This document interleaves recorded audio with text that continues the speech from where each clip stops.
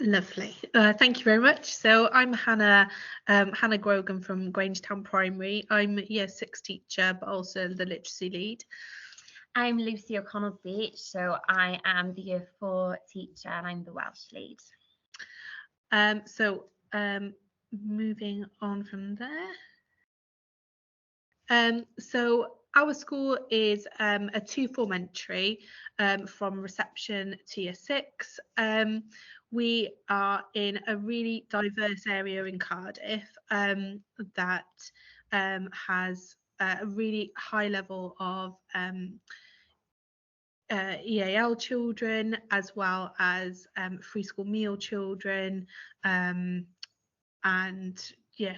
we have a lot of challenges within most of our classrooms.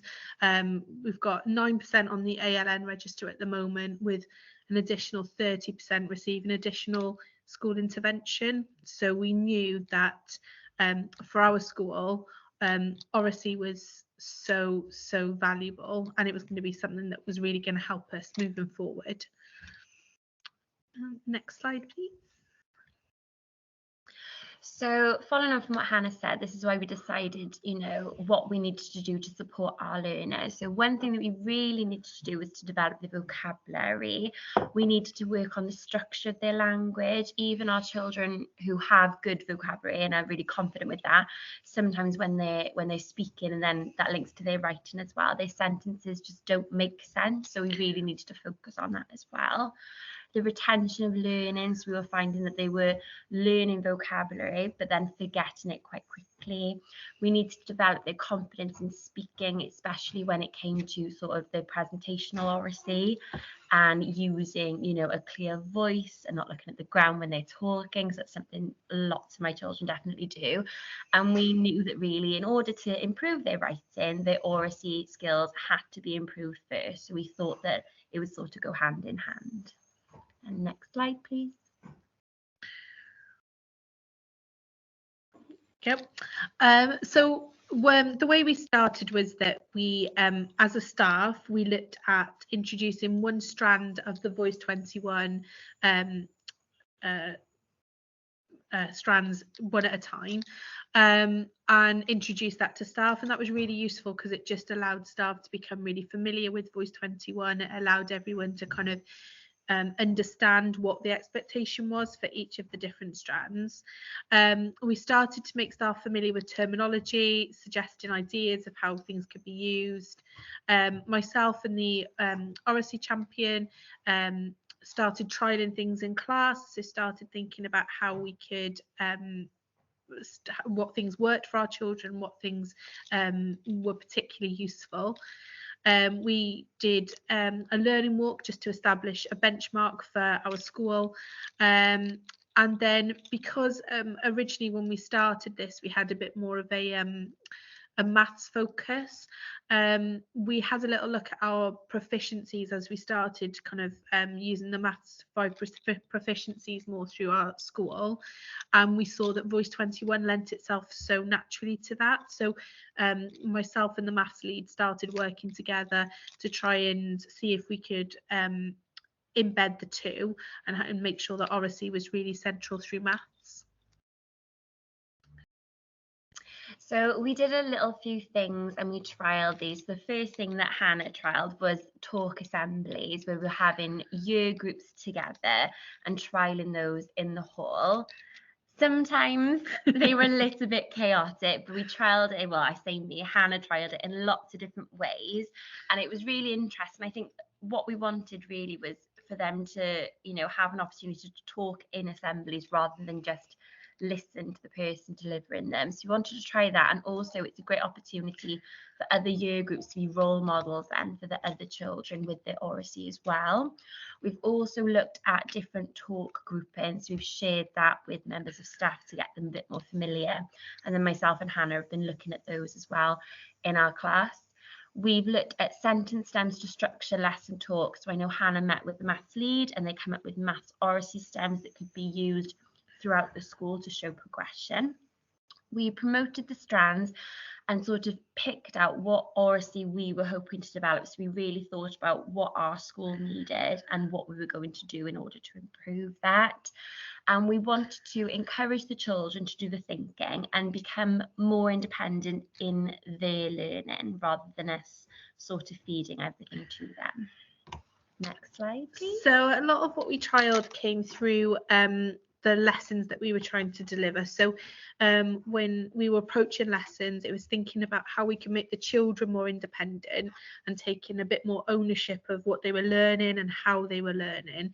So, you know, for example, I gave my children a graph. So we were looking at the polar regions, and we had a little look at what we could learn from the graph. So before we did anything on temperature or anything about looking at the specific temperature in the environment, they just had the graph, and it blew their mind that the graph was upside down, first of all. But as we went through them, we did lots of conversation using our sentence stems. What did they observe? What could they tell me? What could they learn from the graph? So before we even started using it, there was so much oracy and so much language that had just come out from using one simple picture. Next slide, please. And again, another thing that we trialed in the lesson was just encouraging children to use the vocabulary really explicitly that we'd been learning. So what was wrong with the food chain? So we'd been looking at food chains and they had to identify the error. It took them a really long time, but you know, they started to unpick what was wrong, and when they were explaining, then they were using that correct vocabulary and expressing that much more clearly. Next slide, please. So this is a little RSE lesson I carried out in year 4. So we were looking at different scenarios, as you can see on the slide. And then instead of just, you know, going off and discussing it think page day, we had a real think about how we could use our talk groupings to look at this. And I also introduced talk tokens as well then to get the discussion going in groups and to sort of make sure that everyone in the group was being heard and everyone was having a chance to not only practice their oracy but also practice, you know, the speaking part of oracy and the listening part of oracy as well, because that's something that my children need to work on. And I wanted to introduce them as well to, you know, we're doing jigsaw oracy lesson, we're thinking about social situations, so we're going to be using our social and emotional oracy because we're thinking and talking about how people are feeling. Next slide, please. Thank you. So yeah, through maths, so obviously for us initially, this maths was a really big focus, and one thing that I was trying to look at with my class again was trying to get them to really think about being more independent. So I trialed something called Learn It, Try It, Prove It. So I gave them the information in the Learn It section, which they had to work with a partner to discuss what was happening, what they felt the rules were, how they thought that was supposed to work, and then they tried it to try and apply their rule, so to see did their rule work. And if their rule didn't work, it was about going back to the Learn It then and rediscussing it with a partner, and then the Prove It at the bottom. So they were just showing, okay, well, now I know I've tried it, I know it works, I can now prove whether my reasons behind something. So it's that explanation. And this worked really well with my class, just as a really nice introduction to algebra. We started looking at that as a really simple point of starting, and they did really, really well. Next slide, please.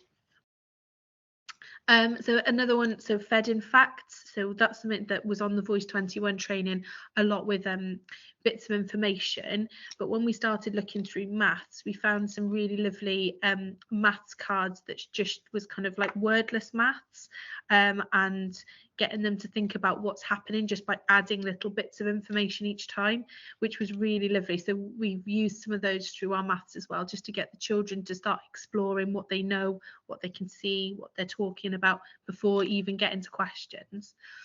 Next, please.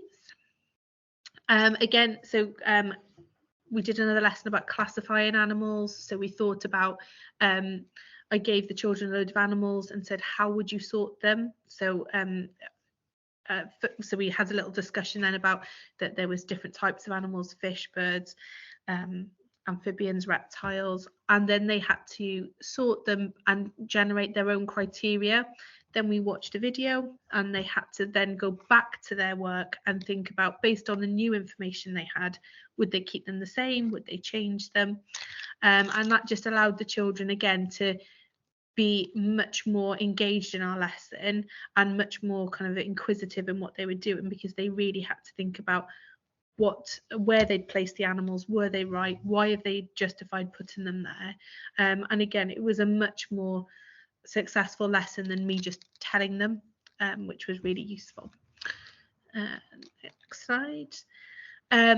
Again, this was the start to be doing a topic about conflict and resolution. So the first lesson I gave them this, and I just asked them which one was the odd one out.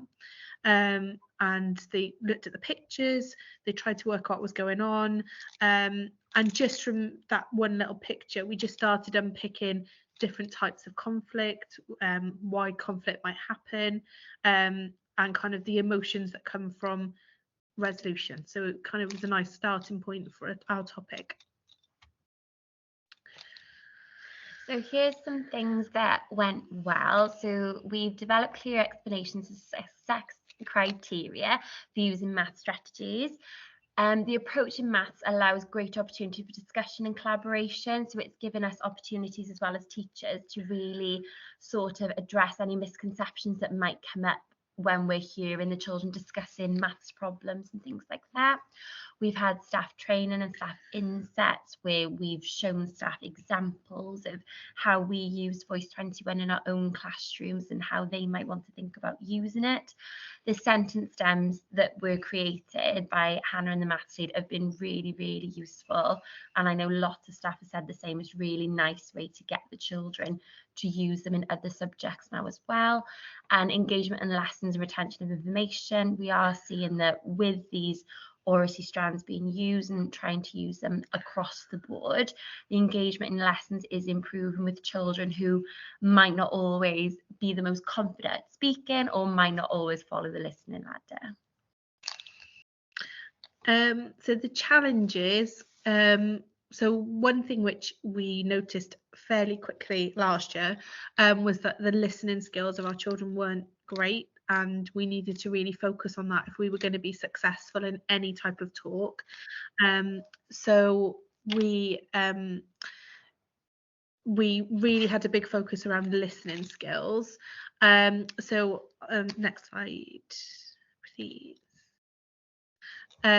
So through the we set up class discussion guidelines, listening ladders, which were displayed in every classroom, just to make it really explicit to the children that these are our expectations, and very clear from the start. And that's really been beneficial the start of this year now going forward, that those expectations are clear from the beginning, and that's really helped us to kind of establish a good ethos for talk.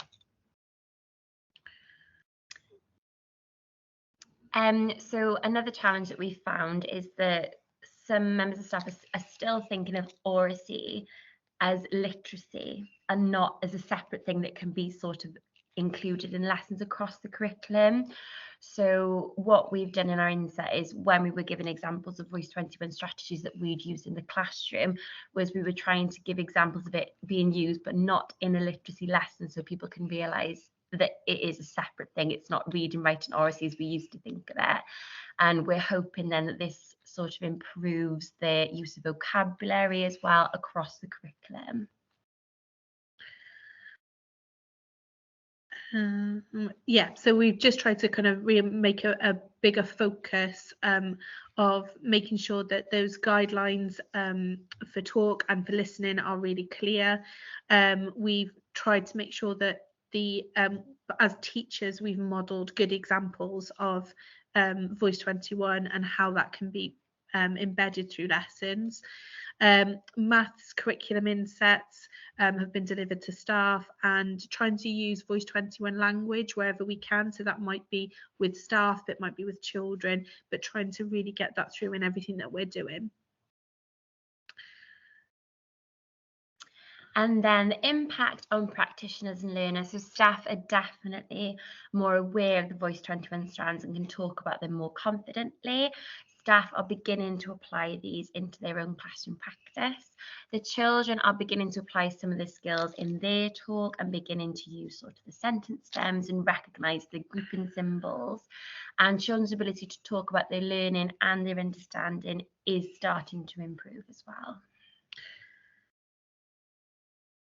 And this was then during our elevated Oracy classroom practice sessions, where we started putting together our kind of action plan for what we plan to do as a school, which we've now kind of moving forward.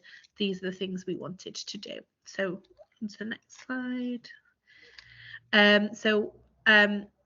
Our next steps is that our school focus for Oracy, we've realised is that actually Oracy is a really valuable tool for us for elevating our learning, that vocabulary and everything. So that's one focus for us.